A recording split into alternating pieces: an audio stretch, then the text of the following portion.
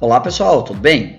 Então, hoje a nossa videoaula vai ser sobre o reino Fungi, que é o reino dos fungos. Esses seres vivos, eles são bem fáceis de serem notados durante o nosso dia a dia, porque eles podem ser os mofos, os bolores, os cogumelos e as orelhas de pau. Então, provavelmente todo mundo já viu uma fruta ou um pedaço de pão mofado. Em geral, eles têm pequeno porte, mas alguns cogumelos podem ser gigantes, como esse aqui, é o exemplo de um cogumelo gigante, mas a grande maioria deles, em geral, tem pequeno porte. Como o reino foi criado em 1969, até antes disso, ele estava incluído no reino das plantas. Eles eram considerados plantas primitivas, plantas que não tinham a capacidade de fazer fotossíntese. Atualmente, a gente sabe que eles são até mais aparentados dos animais do que das plantas em si, então não fazia mais sentido ser estudado pelo reino das plantas. Mas eles têm características bem únicas e que é muito bem acertado ser feito um reino para eles. Esses seres vivos eles são eucariontes, eles têm núcleo, as células deles possuem parede celular, e é constituída de quitina, que é um carboidrato. A quitina é um carboidrato que também é de difícil digestão. Ele é também encontrado no exoesqueleto dos artrópodes. Então a casquinha que a gente vê lá nos insetos, como por exemplo numa carocha, é feita de quitina. Então dá para a gente entender a resistência desse material. Além disso, os fungos também são heterótrofos. O que quer dizer? Quer dizer que eles precisam se alimentar de matéria orgânica de outros seres vivos. Eles não têm a capacidade de fazer toda a sua matéria orgânica, então eles precisam absorver matéria orgânica de outros seres vivos. Só que a grande diferença dos fungos é que eles têm digestão extracorpórea. O que isso quer dizer? Nós, animais, nós ingerimos alimentos e o nosso tubo digestório vai liberar as enzimas digestivas para quebrar esse alimento, para fazer com que as moléculas se tornem tão pequenas que caibam dentro das células. E quando elas chegam a esse nível, a própria parede do intestino absorve esses nutrientes. No caso dos fungos, essa digestão ela acontece fora do corpo do ser vivo. Então o fungo ele nasce e se desenvolve sobre o seu alimento. E ele vai liberando as suas enzimas digestivas e digerindo esse alimento. E depois que o alimento é digerido, então ele vai absorvendo os nutrientes.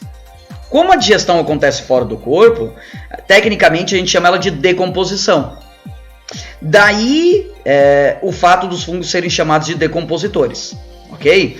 Quando acontece interno, dentro do ser vivo, a gente chama de digestão. Mas quando acontece fora do corpo do ser vivo, a gente chama de decomposição. Mas tecnicamente é a mesma coisa, é a quebra das moléculas em moléculas ou em partes menores.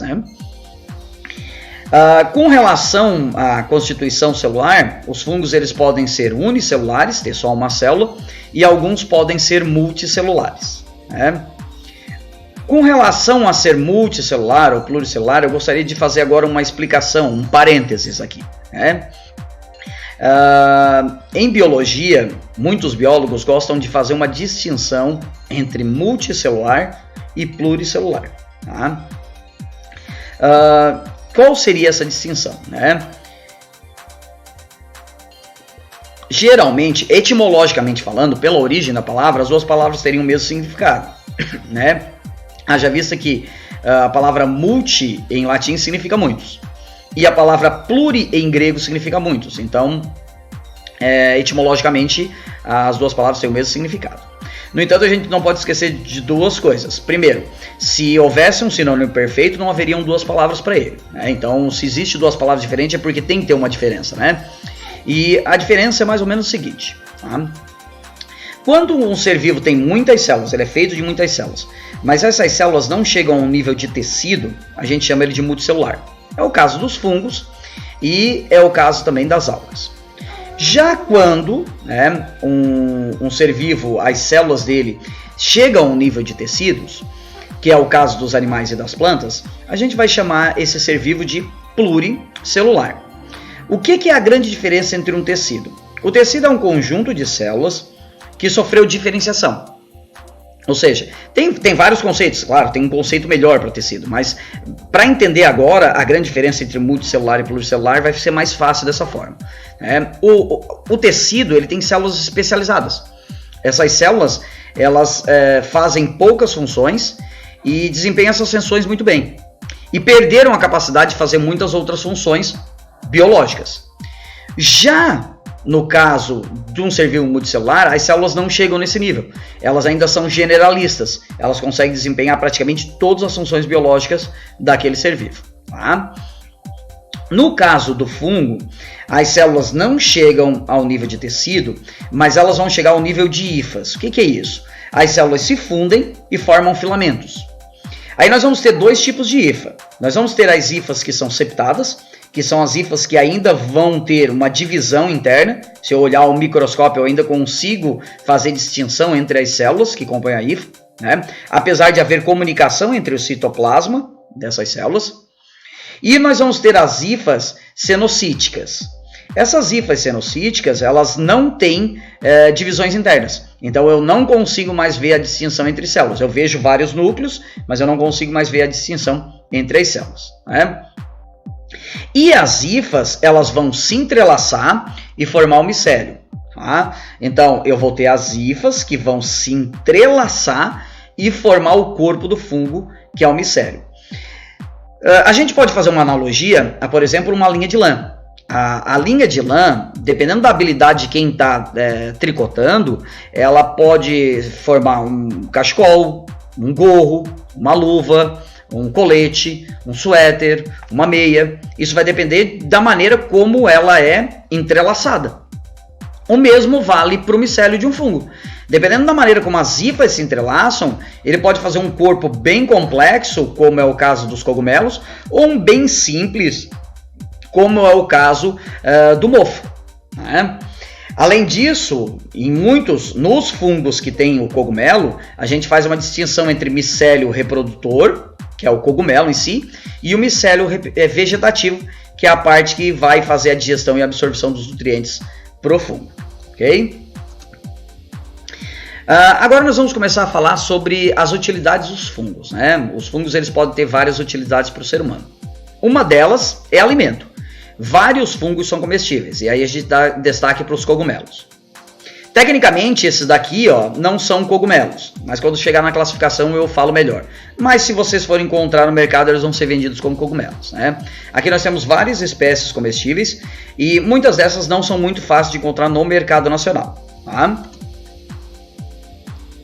Aqui a gente tem mais duas que não são muito fáceis, mas essas três são bem fáceis. Essas três aqui a gente encontra fácil no mercado. O champignon, com certeza, o mais fácil de todos, né? É um fungo que é um cogumelo que é comercializado em conserva ou in natura. Na parte de conserva pode ser inteiro ou fatiado, né? Temos o shimeji, que é um cogumelo de origem japonesa. Esse aqui também pode ser encontrado na forma de conservas, in natura. E nós temos o shiitake, que também é um outro cogumelo japonês, que geralmente é comercializado in natura, né? Não em conservas. Além de cogumelos, a gente também pode se alimentar de alguns bolores. Tem alguns bolores que são usados para realçar ou modificar os sabores de alguns queijos. Tá? Vale lembrar que queijo é feito pela fermentação láctea de bactérias. Mas depois que feito o queijo, ele pode ser impregnado com alguns bolores e isso vai modificar o sabor dele. Nós temos o queijo gorgonzola, que tem um bolor verde. E esse queijo ele vai ganhar um gosto picante graças a esse bolor. Nós temos o queijo camembert, que ele vai receber um bolor branco sobre ele. E esse bolor é deixado atuar por algumas semanas. Então ele vai ficar pastoso no interior. O processo de digestão do fungo inicia-se e ele fica um pouco pastoso. E nós temos o queijo Roquefort, que tem um bolor negro em seu interior. Tá? São queijos que geralmente têm um alto valor comercial e tem um gosto bem característico, bem diferenciado. Além disso, nós temos também a levedura, que é o Saccharomyces cerevisiae, que pode ser usado na fabricação de pão, tá? E na fabricação das bebidas alcoólicas.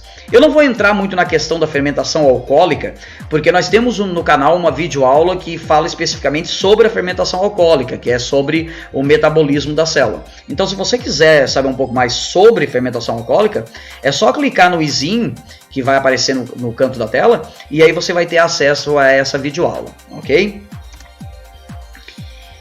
Além disso, os fungos também podem ser utilizados no fábrico de remédios. Tá?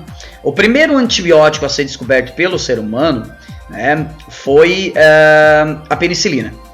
A penicilina, então, foi descoberto por Alexander Fleming, isso lá nos anos de 1928. Alexander Fleming descobriu a penicilina por um erro, né, no seu laboratório. Ele trabalhava, na verdade, com culturas de bactéria e teve uma cultura que não deu certo.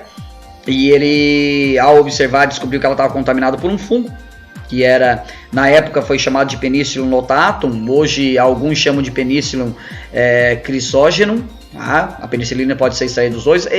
Foi bem confuso isso aqui, tá? Eu confesso que foi bem confuso. Nas minhas pesquisas, em artigos, eu vi que tinha autores que diziam que é o mesmo fungo e tem autores que dizem que são fungos diferentes. O fato é que, se forem diferentes, a penicilina pode ser extraída de ambas as espécies. Então ele percebeu que o fungo ele secretava uma substância tóxica para a bactéria, né, numa relação ecológica que a gente chama de antibiose ou amensalismo. E aí o Fleming ele resolveu isolar a penicilina. E aí já na Segunda Guerra Mundial, em 1945, a penicilina já era usada como antibiótico. Ainda é usada largamente como antibiótico a penicilina, né? Mas tem muitos outros. Atualmente a gente tem até antibióticos que são extraídos de bactérias e não de fungos. Mas os fungos ainda são bem utilizados para isso. Tá? E na década de 1970, por volta dos anos de 1972, foi descoberto um imunossupressor, que é a ciclosporina. Tá? O ser humano já tenta fazer transplante de órgãos desde a década de 1950, só que esses transplantes de órgãos na época foram desastrosos, porque o sistema imunológico ele age contra o órgão transplantado. Então na época eram usados corticosteroides, que era um problema porque eles paralisam totalmente o sistema imunológico, e aí a pessoa contraía uma infecção qualquer e morria. Então o transplante era totalmente inviável, não funcionava. Foi abandonado os transplantes de órgãos. E ao descobrir a ciclosporina, se descobriu que ela suprimia o sistema imunológico, de forma que ele não atacava o órgão transplantado, mas não paralisava o sistema imunológico. Então a pessoa ela poderia ficar com o órgão transplantado sem correr o risco de o corpo rejeitar o órgão e sem o problema de ter o sistema imunológico totalmente paralisado. Tá? E atualmente a ciclosporina é bem usada. Tá? E eu também estive lendo em alguns artigos que existem alguns efeitos colaterais da ciclosporina e tem sido pesquisado outros imunossupressores. Mas então ela foi a ciclosporina que permitiu a retomada dos transplantes de órgãos já no finalzinho da década de 70, 1979, início de 80. Tá? Então esse era o nosso recado para hoje. Tá? Na próxima videoaula a gente começa a falar dos prejuízos, dos problemas que os fungos podem causar para o ser humano. Ok? Tchau, tchau!